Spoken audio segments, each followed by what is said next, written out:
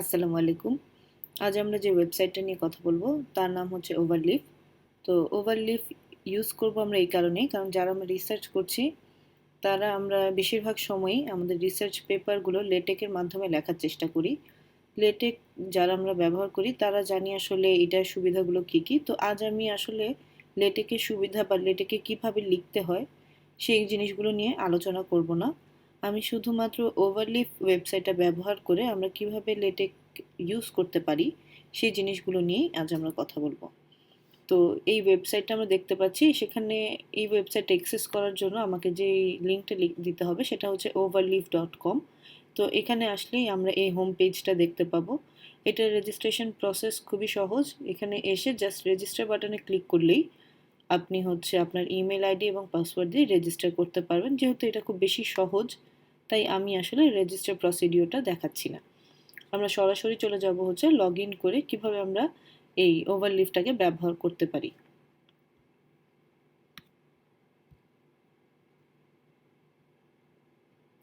তো আমরা আসলে যারা লেটেক ইউজ করি তারা জানি যে আমাদের লেটেক ইউজ করার জন্য বিভিন্ন ধরনের ফরম্যাটিং আগে থেকে তৈরি করা থাকে।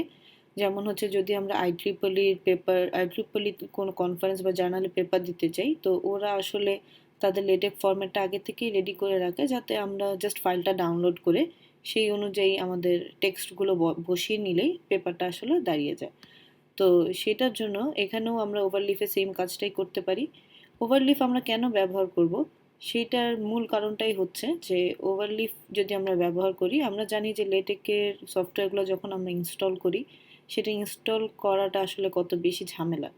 আমাদেরকে টেক্সট মেকার ইনস্টল করতে হয়, মিক টেক্সট ইনস্টল করতে হয়, করে ওগুলোর মধ্যে মার্জ করে বেশ কাজ করা লাগে। তো এই জিনিসটা যেহেতু একটু কমপ্লেক্স, আমরা ইনস্টলেশন প্রসেস অনেক বেশি ঝামেলা। তো এইসব জিনিসের মধ্যে না যেয়ে আমরা যদি ওভারলিফটা ব্যবহার করি তাহলে হচ্ছে ওই ইনস্টলেশনের হ্যাসেলটা আপনাকে আর নেওয়া লাগবে না।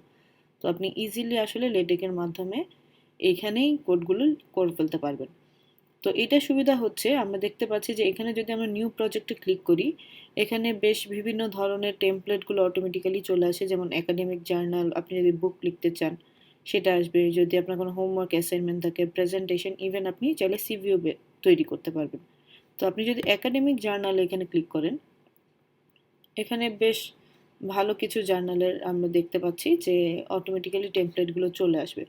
যদি আপনার মনে হয় যে না, আমি যেই টেমপ্লেটটা চাচ্ছি বা যে জার্নালে দিতে চাই সেটা এখান থেকে খুঁজে বের করা বেশ কষ্টের, যেহেতু অনেক অনেক জার্নালের লেটেক ফাইলগুলো এখানে আছে। তো আপনি সেখানে চাইলে শো অল গ্যালারি আইটেমসে যদি ক্লিক করেন তাহলে আমরা দেখতে পাবো যে এখানে অপশন চলে আসবে, এবং এখানে যদি আমি IEEE লিখে সার্চ করি তাহলে আমাকে IEEE কনফারেন্স জার্নালের টেমপ্লেটগুলো এখানে শো করবে। সেখান থেকে আমার যেটা পছন্দ হয়, আমি যদি মনে করি যে আমি এটা কনফারেন্সের জন্য লিখতে চাই, তাহলে আমি এখানে কনফারেন্সে ক্লিক করব। করার পর এখানে ওপেন অ্যাজ টেমপ্লেট এখানে ক্লিক করার পরে আমার টেমপ্লেটটা ওপেন হয়ে যাবে। তো আমি দেখতে পাচ্ছি যে এখানে খুব ইজিলি আমার ফাইলটা ওপেন হয়ে গেছে। তো এটার জন্য আসলে আপনাকে খুব বেশি ঝামেলার কিছুই করা লাগে নাই, কোনো কিছু ইনস্টলেশন করা লাগে নাই। এমনকি IEEE-তে যে আপনার টেমপ্লেটটা ডাউনলোড করে সেটা আবার আপনার ওখানে ওপেন করে কাজ করা লাগে না। আপনি জাস্ট এখান থেকে ইজিলি যদি ওপেন অ্যাজ টেমপ্লেট দেন, এখানে ফাইলটা আপনার ওপেন হয়ে যাবে।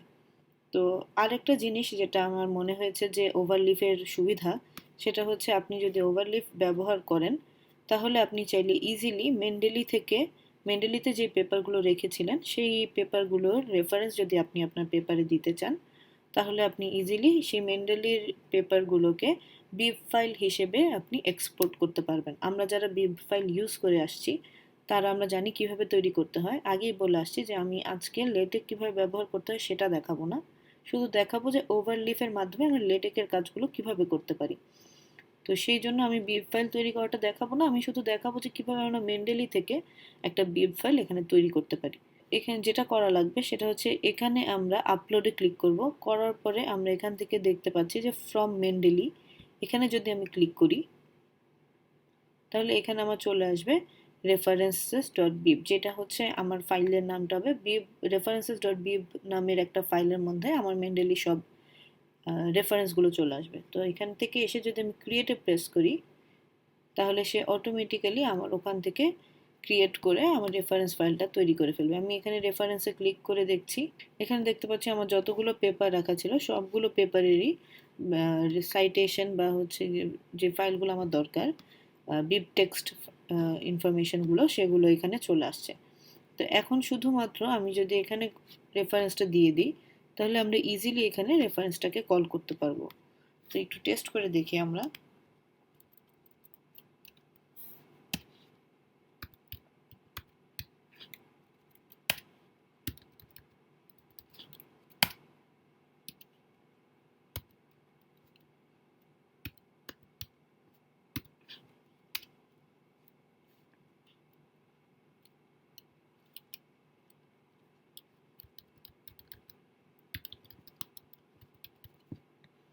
এখান থেকে যে কোনো একটা পেপারের নাম আমরা আগে একটু নিয়ে আসবো চেক করার জন্য।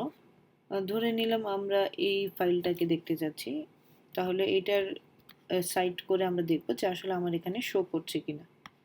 তো আমি এখানে যে কোনো জায়গায় সাইট করে দিই,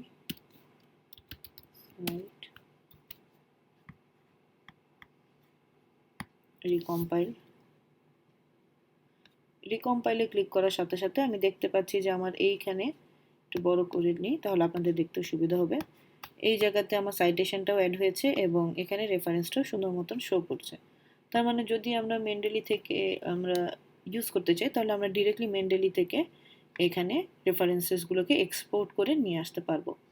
তো যেহেতু আমার আগে থেকে মেন্ডেলিতে লগ ইন করা ছিল, সেই জন্য এখানে আমার আর নতুন করে লগ ইন করা লাগেনি, আমি ডিরেক্টলি ওভারলিফের মাধ্যমেই এটা করে ফেলতে পারছি। যদি আপনাদের মেন্ডেলির সাথে লগ ইন করা না থাকে, তাহলে হয়তো বা লগ ইন অ্যাক্সেস যাবে। তো আমরা যদি লগ ইন অ্যাক্সেস দিয়ে দিই, তাহলে আমরা ইজিলি মেন্ডেলি থেকে ফাইলগুলোকে নিয়ে আসতে পারবো।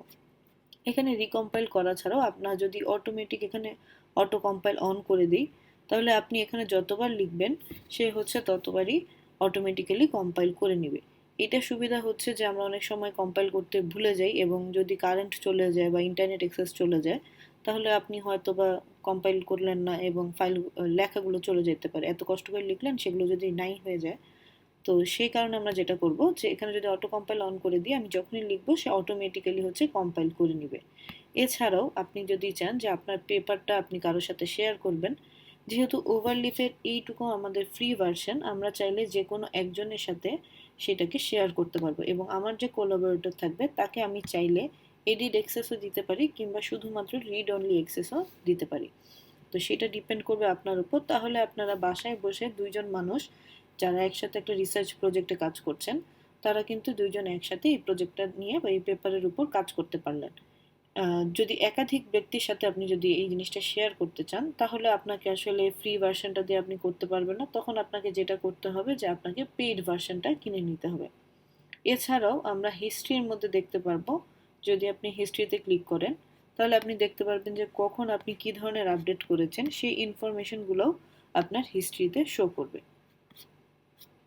তো আপনি এই যে এখানে যেমন দেখাচ্ছে, আমি হিস্ট্রিতে যে আমি বেয়ার কনটেক্সটকে এডিট করেছি এবং আমি রেফারেন্সেস ডট বিব নামের একটা ফাইল তৈরি করেছি। তো এই জিনিসগুলো আপনি হিস্ট্রিতে দেখতে পারবেন এবং তাহলে আপনি জানতে পারবেন যে আপনি যার সাথে আপনার প্রজেক্টটা শেয়ার করেছেন সে আসলে কী ধরনের এডিট করছে, সেই জিনিসগুলোরও কিন্তু আপনি ট্র্যাক রাখতে পারবেন।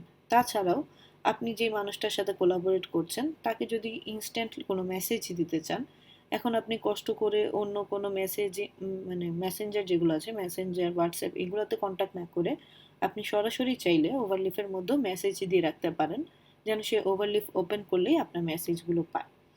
এইটা ছাড়াও আমরা এখানে মেনুতে গেলে দেখতে পারবো যে এইখানে আপনার কম্পাইলার হিসেবে শুধু পিডিএফ লেটেক্স নয়, আপনার আরও অন্যান্য ধরনেরও লেটেক ফাইলগুলো আছে, যেগুলো আপনি হচ্ছে চাইলে চেঞ্জ করে নিয়ে ব্যবহার করতে পারবেন।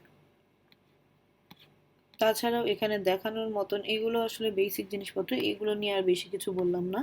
এখন আপনি যদি পুরো ফাইলটা ডাউনলোড করতে চান, তাহলে আপনি ডাউনলোড অ্যাজ সোর্স দিবেন, আর যদি আপনি শুধু পিডিএফটা ডাউনলোড করতে চান, তাহলে এখানে ক্লিক করলে পিডিএফটা ডাউনলোড হয়ে যাবে। এছাড়াও এখানে খুব শর্ট একটা অপশন আছে যে ইজি শর্টকাট অপশন, তো এখানে ক্লিক করলেও আপনি চাইলে পিডিএফ ফাইলটা ডাউনলোড করে নিতে পারবেন। এছাড়াও ওভারলিফের সুবিধা হচ্ছে আমি যখনই এইখানে পিডিএফ এর উপর ডাবল ক্লিক করব, সে সাথে সাথে আমার বাম পাশে যে লেটেক ফাইলটা আছে সেই ফাইলের মধ্যে গিয়ে কিন্তু ওই জায়গাটাই ওপেন হয়ে যাবে। তাহলে আমি দেখতে পাচ্ছি যে আমি যেমন এখানে অথরের নাম চেঞ্জ করতে চাই, তো আমি যদি এখানে ডাবল ক্লিক করি সে কিন্তু আমার ওখানে চলে আসবে, অর্থাৎ মেক টাইটেলের মধ্যে অথরের জিনিসপত্র ছিল, তার মানে আমার অথরের নাম চেঞ্জ করতে পারবো আমি এখন চাইলে। তো এটা হচ্ছে সুবিধা যে আপনার আমি জানি না অন্য লেটেকে এই ধরনের সুবিধা আছে কিনা, কারণ আমার শুরুটাই হয়েছে ওভারলিফের মাধ্যমে। তো এই জন্য আমি আসলে শিওর না যে ওটাতেও আপনি সেম সুবিধা পাচ্ছেন কিনা, অর্থাৎ পিডিএফ এ ক্লিক করলে আপনার সাথে সাথে লেটেক ফাইলটা ওপেন হয়ে ঠিক ওই পজিশনে চলে যাচ্ছে কিনা। তো এই জিনিসগুলো সুবিধা আপনি ওভারলিফের মধ্যে পাবেন। তাছাড়াও আপনি যদি ফাইলের নাম রিনেম করতে চান সেটা করতে পারেন, কোনো ফাইল যদি ডিলিট করতে চান ডিলিট করতে পারেন, এবং তাছাড়া অন্যান্য কোনো লেটেক ফাইল বা ইমেজ যদি আপনার পেপারে লাগে এবং সেটা আপলোড করতে চান তাহলে আপনি সরাসরি এখানে আপলোডে ক্লিক করে ড্র্যাগ অ্যান্ড ড্রপ করলেই এই জায়গায় ফাইলটা চলে আসবে। তো এইভাবে ইজিলি আসলে আমরা ওভারলিফের মাধ্যমে যে কোনো রিসার্চ পেপার লিখতে পারি, এবং আপনার রিসার্চের কাজগুলো বা পেপার লেখার কাজগুলো আসলে লেটেকে যত ঝামেলার মনে হয় ওভারলিফ ব্যবহার করলে আমার কাছে মনে হয় যে অত বেশি ঝামেলার আপনার কাছে মনে হবে না। তো আজ এই পর্যন্তই। যদি আমার মনে হয় যে ওভারলিফ নিয়ে আরও কিছু বলা দরকার তাহলে অবশ্যই আমি পরে আপনাদের সাথে এই বিষয়গুলো নিয়ে আবার আলোচনা করব। ধন্যবাদ সবাইকে।